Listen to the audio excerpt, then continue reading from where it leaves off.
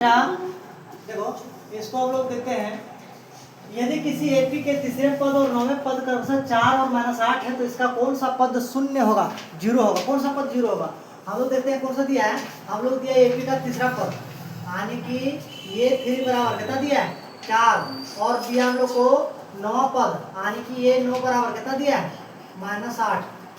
हम लोग निकालते हैं ये 3 का मान कितना दिया है ये प्लस 2d बराबर 4 होगा। ये 3 का वैल्यू अगर हम बोले ये 9 का क्या होगा ये प्लस 8d बराबर होगा -8। सेम काम वही करेंगे क्योंकि हमको दो चीज दिया हुआ है, दो पद का मान दिया हुआ है तो हमको सबसे पहले ये और डी निकालना होगा ना। और ये और डी निकालने का एक ही मात्र तरीका है, हम लोग को दोनों समीकरण को बनाना होगा। तब निकला डी का मान निकलता है, फिर उसको ये बना लेते हैं।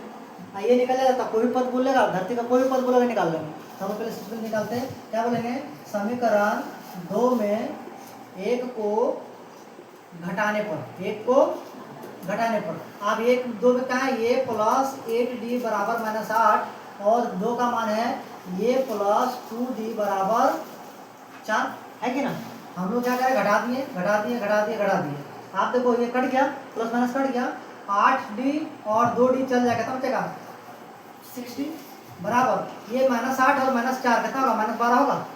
आप 6 का टेबल में 12 क्या कटेगा 2 बार में यानी कि d का वैल्यू कितना निकला है 2 -2। अब हम लोग क्या करेंगे d का मान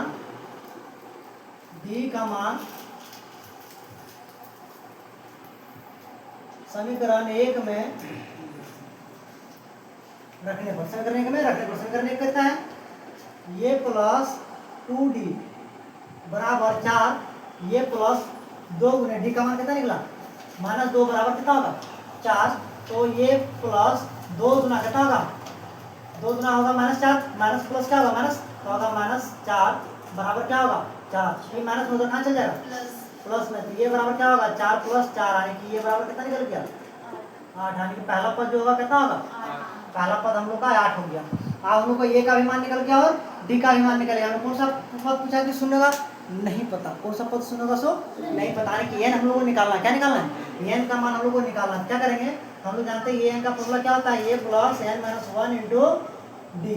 हम लोग n - 1 इंटू डी ये एन का बार हम लोग कितना बोला और कौन सा पद शून्य होगा एन का मान क्या होगा लेकिन 0 बराबर ए का मान कितना निकला है 8 प्लस n - 1 इंटू डी का मान कितना दिया है डी का मान हो गया -2 क्योंकि हमको तो एन का मान निकालना है ना इसलिए एन के जगह पर एन ही बैठेगा। आप देखो हम लोग क्या करेंगे 0 बराबर 8 का 8 रहेगा प्लस एन को अगर -2 से गुना करेंगे तो माइनस क्या होगा प्लस माइनस और एन को 2 से गुना करके क्या होगा -2 है माइनस और माइनस क्या होगा प्लस 1 को 2 से गुना करके क्या होगा 2।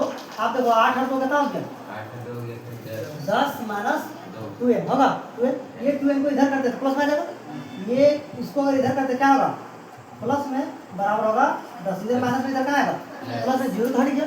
आप देखो 2 का टेबल में 10 क्या बार कटेगा 5 बार में n बराबर क्या होगा 5। कौन सा पद होगा वो 5वां पद होगा जो 0 होगा। 5वां पद क्या होगा